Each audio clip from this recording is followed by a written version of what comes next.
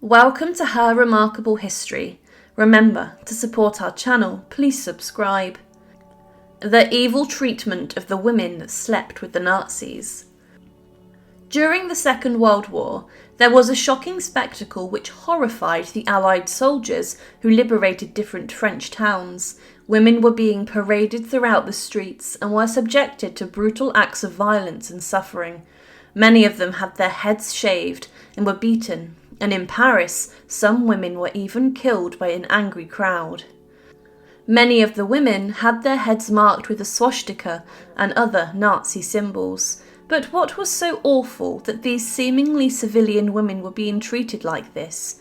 They were allegedly guilty of what was known as horizontal collaboration, or more simply, they were women who were said to have slept with the enemy, the German soldiers. The fate of these women became known as the ugly carnival, and many were driven out of their homes, and the Allies were sometimes sickened by the treatment of the victims. But to the French resistance, this sort of activity was deemed sufficient reprisal for what they believed was the ultimate betrayal. In World War II, there were many people who collaborated with their enemies in occupied countries and lands which were under German and Nazi control. Some acts of collaboration, such as the betrayal of Anne Frank, have gone down in infamy for their cruelty, and there were many people who were almost employed by the Germans to hunt down people to persecute.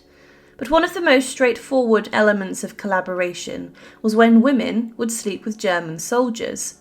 For some women, they fell in love with the Germans who came into their land, and some viewed the soldiers as foreign, dark, and charming. This even happened in Britain, as there were so many women who after the end of the war married former German and Italian prisoners of war. Some of these men had been working in local villages, and despite fraternizing being discouraged, they still fell in love with local women. But in France, the idea of sleeping with the very people that caused so much devastation and suffering during the war was deemed to have been the ultimate treason, and was very severely punished.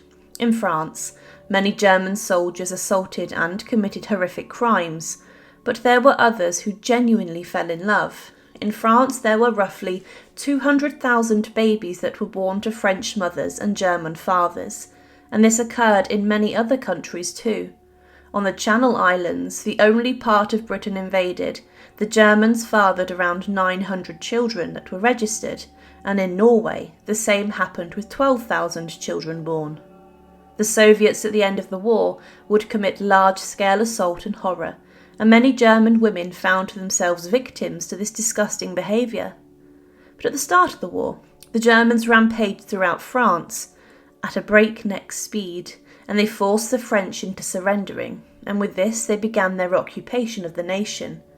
The soldiers based in France made themselves at home, and a number then had French girlfriends after they'd wooed local women. To the Germans, some of the French women were deemed exotic and different to what Hitler's idea of woman was in Germany, and they believed that Paris was basically a large cat house in which was filled with women who'd sleep with them. Many German soldiers then visited the brothels inside of Paris, and they treated the French women, who became their girlfriends, in some cases well. There are some interesting images of French women who had been dressed by their German boyfriends in the German army uniform, and in these images the women look genuinely happy. It's certain that some French women thought they could start a family with the Germans, and at the end of the war, some of the women even accompanied their boyfriends into prisoner of war camps. Many did leave France for Germany at the end of the conflict. However, to the French, the idea of horizontal collaboration and sleeping with the enemy was considered incredibly disgusting, and one of the most shameful things a woman in society could do. The French resistance then believed that this sort of behaviour needed punishing, and this is what they did inside of the towns and cities. The Allied liberators after D-Day witnessed many happy scenes inside of France, but then there was a sense of punishment for the women that emerged. The ugly carnival was the public humiliation which was deemed to have been appropriate for the women that slept with the German enemy, And it was shocking and psychologically and physically tormented the victims. One eyewitness to the ugly carnival stated, "I saw 4 girls who had been led through the streets and I rushed towards them to take a photograph. At once I found myself at the front of the procession and the local people thought I was the female soldier who had captured them or something like that, and I was kissed and congratulated at the same time as slaps and spits rained down on the unfortunate girls."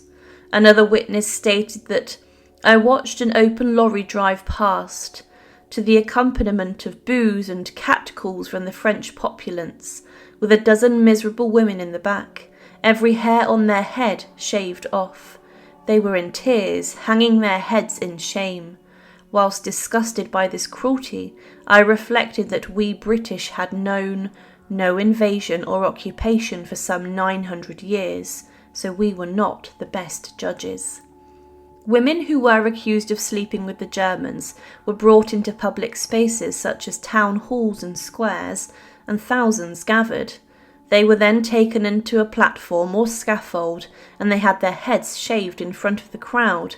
This was deemed to have been a medieval punishment for women aimed to humiliate, and the men of the French resistance hacked at their hair with shears, and often this was very painful.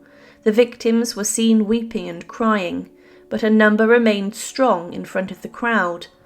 Many were baying for their blood and life, and women were then forced to run through the thousands of spectators whilst the French people spat, kicked and assaulted them. Some women were knocked to the floor and were set upon, and some were beaten so badly that they died. The women were often left bloodied, and a number had swastikas and other Nazi symbols drawn on their foreheads in lipstick or paint. Some women were also forced to stand on trucks and were driven around towns and other villages, where the locals would throw things at them. One witness said of the women, "In the hands of their tormentors, they had the look of a haunted animal." Another witness said that the French were rounding up collaborators, cutting the hair off and burning it in huge piles, which one could smell miles away. Women collaborators were forced to run the gauntlet and were really beaten. It's believed that at least 20,000 French women were subjected to the ugly carnival and that had their heads shaved. Many of the images of women who were subjected to this are harrowing and haunting, with women shown with swastikas on their head. The story of one 23-year-old woman, Simone Tussia, was a particularly shocking one. She worked as a translator for the Germans, and she had been in a relationship with a German soldier since 1941, and the couple had a daughter, but this baby was then brought into the ugly carnival too. She was accused of also telling of her neighbour to the Gestapo when they were sent to the concentration camp. But this young woman was beaten in the ugly carnival after her head was shaved, and her forehead was marked in red.